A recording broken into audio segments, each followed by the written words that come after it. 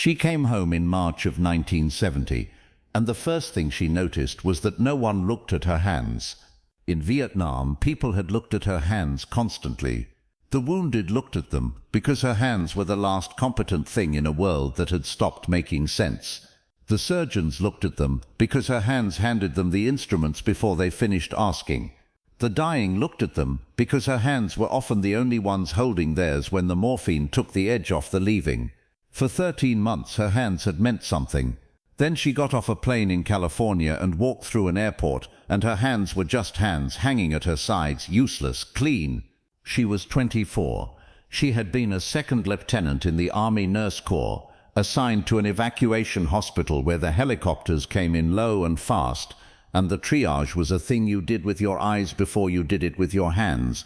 She had learned to sort the living from the dying in the time it took to cross 10 feet of concrete. She had learned which wounds whispered and which ones screamed and which ones were silent because the body had already given up the argument. She had learned all of it in a place the country would later insist was not really a war for the women who served there.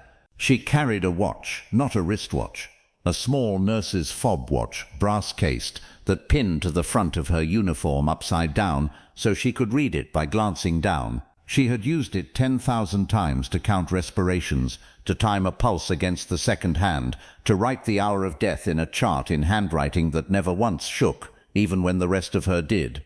The watch had kept time over men who ran out of it. When she came home, she put the watch in a drawer beneath her folded slips, and she did not take it out again for 29 years. Her mother met her at the airport in a good coat. Her mother hugged her and said she looked thin. Her father shook her hand the way he shook the hands of men, firmly once, and then did not know what to do with his own.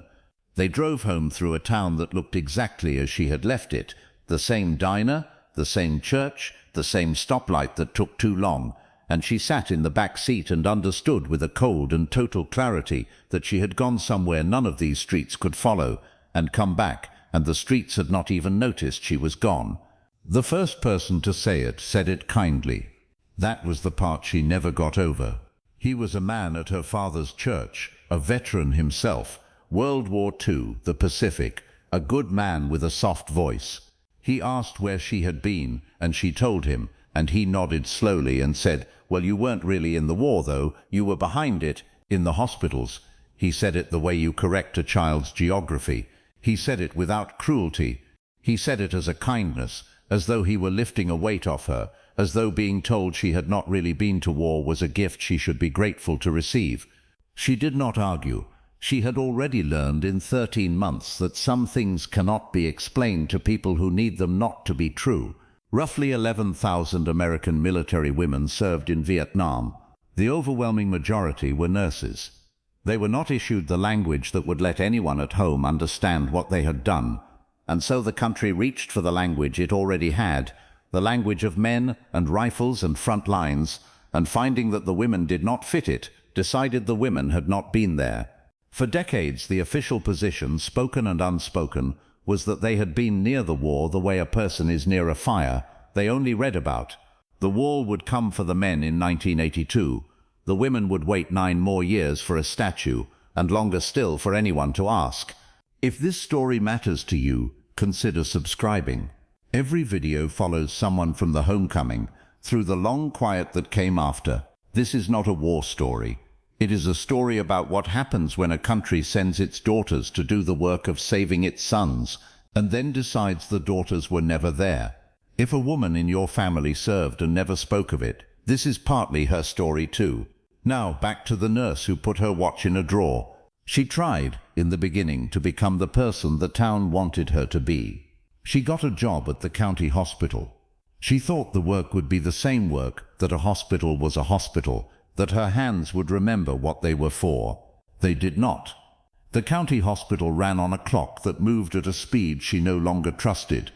A patient would complain about a wait of 20 minutes, and she would feel something rise in her chest, hot and unspeakable, because 20 minutes in her old life was the difference between a man and a name. She bit it down. She smiled. She charted in handwriting that did not shake. But at night, the helicopters came back. Not in dreams exactly. In the dark between waking and sleep, She heard the rotors, the particular changing pitch of a Huey coming in heavy with wounded, and her feet would already be on the cold floor before she understood she was in Ohio, in a rented room, in a country that had decided she had never left it. She told no one. There was no one who would have known what she was describing, and there was, by then, no longer any official record that she had anything to describe at all. She lasted 4 years at the county hospital before she understood she was disappearing. It happened slowly, the way water finds the low places in a house. First she stopped volunteering for the trauma rotation, then she stopped volunteering at all, then she requested the night shift and told herself it was about the pay differential. It was not about the pay. The night shift was empty. The night shift had no families in the waiting room watching her face for verdicts. The night shift let her move through the dark corridors alone with her cart and her clipboard, and in the dark she could pretend the building was a different building, and the year was a different year, and her hands still meant what they had once meant. The day people noticed first, a charge nurse named Dorothy, a heavy, kind woman who had worked the floor for 30 years, said to her once at the change of shift, "You're good with the bad ones. The ones that come in torn up, the new girls fall apart and you don't even blink." She said it as a compliment. She did not know she was describing a wound. She did not know that the reason the torn-up ones did not make this nurse blink was that this nurse had already used up a lifetime's worth of blinking on a concrete ramp 8,000 miles away and had none left. She did not correct Dorothy. She had learned by then that correcting people cost more than it returned. Her mother began gently to ask about men, about settling down, about the future her mother had imagined for her, a future with a kitchen in it, and children in it, and a husband who came home at 6. Her mother did not understand why a pretty girl with a good job and a steady head would let the years go by alone. Her mother did not know that her daughter had held the hand of a 19-year-old from Tennessee while he asked her to tell his mother he wasn't scared, and that this was a lie she had agreed to carry, and that a person carrying a lie like that does not have much room left over for a kitchen and a husband who comes home at 6. She did go on dates, a few.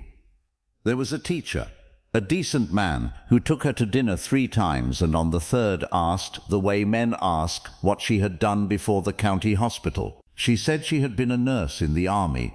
He said, "Oh, like in the shows. Did you ever get close to any of the actual fighting?" And she looked at his face, his open, friendly, entirely undamaged face. And she understood that to be with this man she would have to spend the rest of her life pretending to be the woman he thought he was talking to. She thanked him for dinner. She did not see him again. The watch stayed in the drawer. Sometimes, cleaning, she would lift the folded slips and see the brass and feel the pull of it, the urge to wind it, to hear it tick, to hold a thing in her palm that knew the truth even if no one else would. She never did. To wind the watch was to start time moving again over all of it, and she had worked very hard to keep that particular clock stopped. She moved cities in 1976. She told her mother it was for a better position. It was not for a better position. It was because in the new city no one knew to ask. No one had a story about her. No one's face changed when her name came up. She rented a small apartment and bought a small set of dishes and built, deliberately, a life with no doors in it that led backward. She was good at her job and quiet about herself, and the other nurses thought she was simply private, a little cold, the kind of woman who would always work holidays because she had nowhere else to be. They were half right. She did always work holidays. The holidays were the worst because on the holidays the families came, and the families brought the things she could not be near, which was the ordinary, uncomplicated grief of people losing someone old in a clean bed after a long, full life. She did not know how to stand in a room with grief that gentle. Her grief had been delivered by helicopter. There were others like her. She did not know it yet. Scattered across the country were 11,000 women who had come home and been told, kindly and unkindly, that they had not really been there, and who had each independently arrived at the same solution: silence. They did not find each other for years. There was no word for what they were. The men had a word, veteran, and a wall coming, and bars where they could sit among people who knew. The women had drawers. They had fob watchers and folded letters, and a single photograph turned face down, and they had the particular loneliness of having survived something the country had decided to unhappen. She got a letter in 1979. It was from another nurse, a woman she had served with. Found her through the alumni office of their nursing school. The letter was 4 pages. It was the first time in 9 years that anyone had written to her in the language she actually spoke. The other woman described the same things. The rotas in the dark, the clean hospital that felt like a costume, the man at church, or the man at dinner, or the man at the family table, who said with that terrible kindness, "But you weren't really in the war." She read the letter standing up in her kitchen, and when she finished it she sat down on the floor, her back against the cabinets, and cried in a way she had not cried since 1970. Not because it was sad, because it was the first evidence in 9 years that she had not imagined her own life. She wrote back. She did not mention the watch, but that night for the first time she took it out of the drawer and held it, and did not wind it, and put it back. The reunion was in a hotel ballroom in 1985, and she almost did not go. The letter writing had become a thread, then a web. The woman who wrote to her in 1979 knew 2 others, and those 2 knew others, and over 6 years the thread had pulled itself into something that called itself, awkwardly, a reunion, though none of them were entirely sure what they were reuniting. They had not served together, most of them. They had served in the same war the country said was not their war, which turned out to be enough. There would be perhaps 40 of them, in a hotel near Washington, on a weekend in the fall. She booked the room and then spent 3 weeks deciding not to go. She unpacked the small suitcase twice. The reasons not to go were good ones. She was 55 now, settled into the architecture of her silence, and she had built that architecture carefully, beam by beam, over 15 years. To walk into a room full of women who remembered was to invite the whole structure to come down. She had seen what came down looked like. She had charted it in men, the way a wall a man had built for 30 years could collapse in an afternoon when something finally touched the thing behind it. She went because of the watch. She had taken it out again the week before, and this time she had wound it. She did not decide to. Her thumb decided, turning the small crown, and the watch had ticked to life in her palm after 15 years of stop time, and the sound of it had undone something. She had sat at her kitchen table, listening to a clock measure the present tense for the first time since Vietnam, and she had understood that she could keep the watch stopped or she could be alive, but she could not do both indefinitely. She packed the watch. She drove to Washington. The ballroom was loud in a way she had forgotten people could be. 40 women. And the noise of them was not party noise, it was something else, a kind of pressurized recognition, the sound a room makes when everyone in it has been holding the same breath for 15 years and lets it out at once. She stood in the doorway. A woman she had never met crossed the room directly to her, took both her hands, looked at them, actually looked at her hands, and said, "You were a triage nurse." It was not a question. The woman had read it in something, the way she stood, the way her eyes had already sorted the room. "Evac hospital," she said. "Me too. Plyko. You?" And she said the name of her hospital out loud, in a room, to a person, for the first time in 15 years, and the name did not break her. The name was just a name, and the woman nodded, and that was all, and that was everything. They talked for 9 hours. Not all to each other. In clusters, in pairs, the whole room, a slow churn of women, finding the precise person who would understand the precise thing. She heard a woman describe the rotas in the dark, and 3 other women said, almost in unison, "You hear it too." She heard a woman describe the day she stopped being able to time a pulse without crying. She heard her own life in pieces, coming out of strangers' mouths, and with every piece the loneliness she had assumed was hers alone revealed itself to have been a national condition, 11,000 women wide, that no one had ever named because the country had never built the word. Near midnight, a woman stood up on a chair, a small, fierce woman who had been a head nurse at a surgical hospital, and she said she had been working for 3 years to get a memorial built, a statue for the women. The men had their wall. The women had nothing, not a name on a plaque, not a line in a textbook, nothing that said they had been there. She said it was going to happen. She said it the way you say a thing you have decided to make true by refusing to stop saying it. And the room, 40 women who had spent 15 years being told they had not really been to war, went completely silent and then began quietly to cry and then to applaud, and the applause was not gentle. It was the loudest sound she had heard in a building since she came home. She did not get up on a chair. That was not who she was. But sometime after midnight, she found herself in a corner with the woman who had read her hands at the door, and she reached into her bag and took out the watch and put it in the woman's palm and said, "I use this to time the breathing, to write down the hour." She had never said that sentence to a living person. The woman closed her hand around the watch and held it, and did not say anything for a long moment, and then she said, "I had a stethoscope. I threw it in the ocean on the flight home. I've regretted it for 15 years.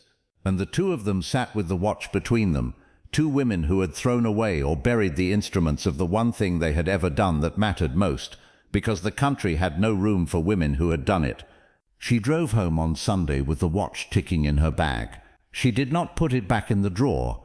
She set it on her kitchen windowsill, upright, running, where she could see it. It was the first object from Vietnam she had ever allowed into a room she actually lived in. At night now, she still heard the rotors sometimes, but she also heard the watch, the small steady tick of it on the sill, measuring out a present she was, after 15 years, finally consenting to occupy. The statue, she would learn, was real. It was coming. But it would take 6 more years, and there was one more silence she had to break before then, and it was the hardest one, and it was waiting for her at home. The hardest silence was her father, and he was running out of time to break it in. He was 81 in 1988, and his heart was failing in the slow, undramatic way that gives a family months instead of minutes. She came home to help her mother, and she found her father smaller than she remembered, parked in a recliner by the window, watching a feeder full of birds with the patience of a man who has finally run out of anything more urgent to do. They had never spoken about Vietnam, not once. He had shaken her hand at the airport in 1970 like she was a man, and in 18 years neither of them had found the door that led to the rest of the sentence. She sat with him in the afternoons. They talked about the birds, the weather, the neighbors, the safe vocabulary of people who love each other and have agreed, decades ago, not to go where the love actually lived. And she thought that would be the whole of it. She thought he would die having never asked, and she would let him, because asking him to ask felt like one more weight to put on a dying man. Then one afternoon he said, without turning from the window, "Your Uncle Pete came back from the Pacific and never said a word about it either." She did not move. In 18 years he had never come this close. "I used to think he was being stubborn," her father said. "I'd ask him things. He'd just look out the window, like this." He gestured vaguely at the glass, the feeder, the birds. "Took me 40 years to understand he wasn't being stubborn. He just didn't have anybody who'd have understood the answer. He was quiet a while. Then he said, 'I did that to you, at the airport. I shook your hand. I didn't know what else to do with you. You came off that plane and you weren't the girl who left, and I didn't have the first idea how to talk to the woman who came back. So I shook your hand, like a coward." She said his name. She had not heard her own voice sound like that in years. "I read about it," he said. "The nurses. There was a thing in the paper about a memorial they're trying to build. I read the whole thing twice." He finally turned from the window and looked at her, and his eyes were wet and unembarrassed. The eyes of a man who has stopped having time for the dignity of dry ones. "I want you to tell me," he said. "Before I go, I want you to tell me what you did over there, not the safe parts. I shook your hand like you'd been to summer camp. I've been ashamed of it for 18 years. Tell me what my daughter did." So she told him. She told him about the concrete ramp and the helicopters coming in heavy. She told him about triage, about sorting the living from the dying with her eyes, about the ones she had to walk past so the ones she could save would live. She told him about the watch, the brass fob watch, how she had used it to time the breathing and to write the hour of death in a chart that never shook. She told him about the 19-year-old from Tennessee who asked her to tell his mother he wasn't scared, and how she had said she would, and how she never found the address, and how she had carried that undelivered sentence for 18 years. She told him the thing she had never told anyone, which was not any single horror but the shape of all of them together, that she had been 24 years old and the most important person in the last minutes of more men than she could count, and then she had come home and been told she had not really been there, and the second thing had nearly killed her in a way the first never managed to. Her father listened the way no one had ever listened. He did not flinch. He did not offer comfort. He did not say the war was wrong or right. He just received it, all of it, the way she had once received the wounded, taking the weight without recoiling from it. When she finished, he reached over and took her hand. Not a handshake. He held it. "You were in the war," he said. "Don't let anybody tell you different. You were in the worst part of it. You were in the part where it lands." He died 11 weeks later. She was holding the same hand. The Vietnam Women's Memorial was dedicated in November of 1993. She went. She stood with hundreds of women in front of the bronze, 3 figures, a nurse cradling a wounded soldier, another woman looking up at a sky still listening for helicopters. She had the fob watch pinned to her coat, upside down, the way she had worn it for 13 months a quarter century before. A young woman, a college student doing a project, asked if she could ask a few questions, and then asked the one that mattered. What was it like to come home? And she found, standing in front of the bronze, that she could finally answer it. She said, "For 23 years, everyone told me I hadn't really been to war. My father was the last person to tell me that, and he was the only one who ever took it back." She is in her late 70s now. The watch sits on her windowsill, still running. She replaces the movement when it wears out the way you keep a heart going. She speaks to students sometimes when they ask. She tells them about the 11,000, most of whom said nothing for the rest of their lives, who came home to a country that had no word for them, and so decided they had not existed, and who carried the proof in drawers and shoeboxes and the bottoms of the ocean. She tells them that the silence lasted, for most of those women, until the end. She is one of the few who got to break it. She tells them that too.